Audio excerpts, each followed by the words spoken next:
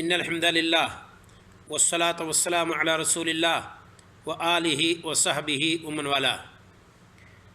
5 چیزوں کی حفاظت شریعت میں مطلوب ہے اور اس کو مقاصد خمسہ کے نام سے بھی یاد کیا گیا ہے، جیسا کہ علامہ شاطبی رحمہ اللہ وغیرہ نے ذکر کی ہے۔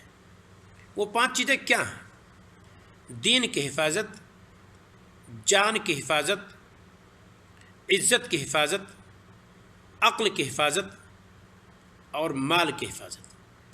یہ 5 چیزیں ہیں۔ اللہ رب العالمین نے سورہ بقرہ کے اندر آیت نمبر 195 فرمایا وَلَا تُلْقُوا بِأَيْدِيكُمْ إِلَى التَّهْلُكَةِ، اپنے آپ کو ہلاکت میں مت ڈالو کسی بھی اعتبار سے۔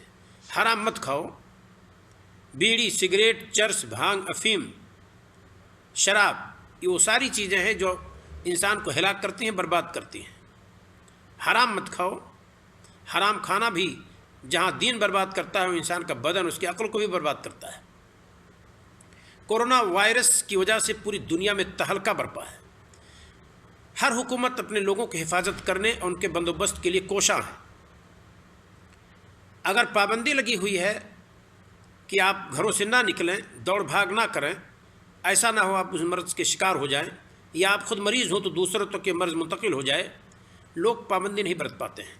میرے بھائیوں، ہر بندے کی یہ ذمہ داری ہے کہ اپنے جان کی حفاظت کرے، عزت کی حفاظت کرے، عقل کی حفاظت کرے، دین کی حفاظت کرے، اپنے مال کی حفاظت کرے۔ ان ساری چیزوں کی حفاظت ہر بندے کے لیے ہر بندے کی ذمہ داری ہے۔ اللہ رب العالمین ہمیں اور آپ کو اپنی جان کی حفاظت، مال کی حفاظت، عزت کی حفاظت، دین کی حفاظت، عقل کی حفاظت کی توفیق عطا فرمائے۔